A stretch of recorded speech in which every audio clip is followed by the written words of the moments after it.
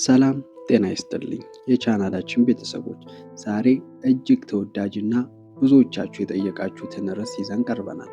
አንዲትን ሴት እንዴት በፍቅር ማማለልና ልቧን መግዛት ይቻላል? ብዙ ጊዜ ወንዶች የምንሳሳተው ሴትን ልጅ በገንዘብ ወይም በውድ ስጦታ ብቻ የምንማርክ ይመስለናል። ነገር ግን የሴትን ልጅ ልብ ሰርቆ በፍቅር ለማንበርከክ ቁልፉ ያለው ስብዕናና የምታሳየው ተግባር ላይ ነው። ዛሬ ይህን የሚያሳኩ 10 ወርቃማ መንገዶችን በዝርዝር እናያለን። እስከ መጨረሻው አብራችሁን ቆዩ። አንደኛው በራስ መተማመን። ሴቶች በራሱ የሚተማመንን ወንድ የመውደድ ተፈጥሯዊ ዝንባሌ አላቸው። በራስ መተማመን ማለት እኔ ከሰው በላይ ነኝ ማለት ሳይሆን ራሴን እወዳለሁ፣ ለራሴም ክብር አለኝ ብሎ ማሳየት ነው። ለምሳሌ ከአንዲት ሴት ጋር ስታወራ አይን አይኗን እያየ ድምፅ ሳይንቀጠቀጥና ሳትባክን የምትፈልገውን ሐሳብ በግልጽ መናገር መቻል ትልቅ ማራኪነት አለው። ሁለተኛ፣ ንቁ አድማጭ መሆን። ብዙ ወንዶች ስለ ራሳቸው ብቻ ማውራት ይወዳሉ። አንተ ግን ለየት በል። ሴት ልጅ ስሜቷን ስታካፍል በሙሉ ትኩረት አድምጣት። ለምሳሌ ስለ ውሎዋ ወይም ስለሚያስጨንቃት ነገር ስታወራ ስልክህን ወደ ጎን አድርገህ ከዛስ ምን ሆነ ወይም ያኔ ምን ተሰማሽ የሚሉ ጥያቄዎችን በመጠየቅ አብረሃት እንዳለ አሳያት። ይህ ለእኔ ትልቅ ቦታ ይሰጠኛል የሚል ስሜት ይፈጥርባታል። ሶስተኛ፣ ለራስ የምትሰጠው ክብር። ውድ ልብስ የግድ አይደለም፣ ነገር ግን ንጽህናህንና አለባበስህ ለአንተ ያለህን ክብር ያሳያል። ለምሳሌ ፀጉር የተስተካከለ፣ ጥፍር የተቆረጠ፣ ልብስህ ንጹህና ጥሩ ጠረን የሚኖረው ወንድ ሁሌም አይን ውስጥ ይገባል። ራስን የምትንከባከብ ከሆነ እሷንም መንከባከብ እንደምትችል ማሳያ ነው። አራተኛ፣ በጨዋታ የማዝናናት ችሎታ። ሴቶች አብረው ሲሆኑ ዘና የሚያደርጋቸውንና የሚያስቃቸውን ወንድ ይመርጣሉ። ሳቅ የፍቅር በር መክፈቻ ቁልፍ ነው።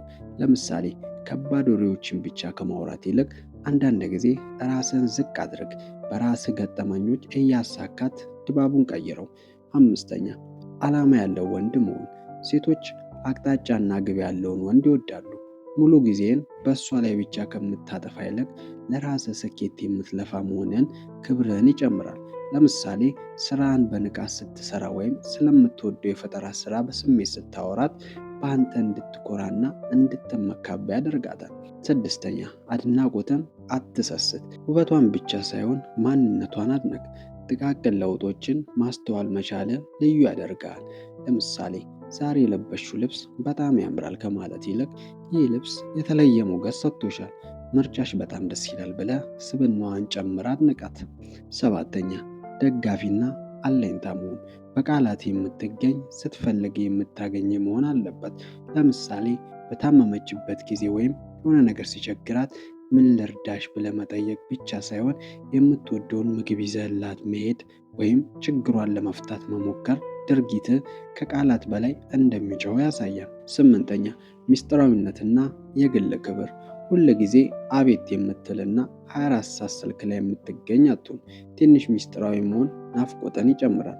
ለምሳሌ ሁል ጊዜ አንተ ደዋይ አትሁን። አንዳንድ ጊዜ የራሷን ጊዜ እንድታሳልፍ እድል ስጣት።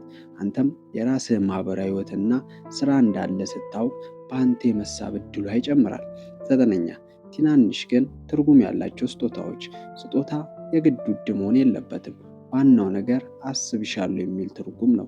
ከዚህ በፊት ስለ ስጦታ የሰራነው ቪዲዮ ስላለ በዝርዝር ገብታችሁ ማየት ትችላላችሁ።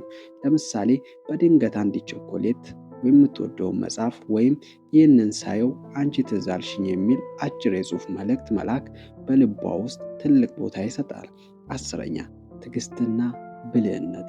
ፍቅር እንደ አበባ ነው፣ በሂደት ይፈካል እንጂ ተገዶ አይመጣም። አትቾክት፣ አትጨቃጨቃት። ለምሳሌ ስሜቷን እስክትገልጽልህ ድረስ በእርጋታ ጠብቃት። በእርጋታና በብልህነት የምትንቀሳቀስ ከሆነ እሷ ራሷ ወደ አንተ በፍቅር የምትመጣበት ጊዜ ሩቅ አይሆንም። እንግዲህ እነዚህ 10 ነጥቦች በተግባር ከዋልካቸው የፈለግካትን ሴት ልብ ማሸነፍ ትችላለህ። ዋናው ነገር ግን ይህን ሁሉ የምታደርገው በቅንነትና ከልብ በመነጨ ፍቅር መሆን አለበት። ቪዲዮ ከተመቻችሁ ላይክ ማድረጋችሁን አትርሱ። ለቻናሉ አዲስ ከሆናችሁ ሰብስክራይብ በማድረግ ቤተሰብ ይሁኑ። በሚቀጥለው ቪዲዮ እስከምንገናኝ ቸር ሰንብቱ።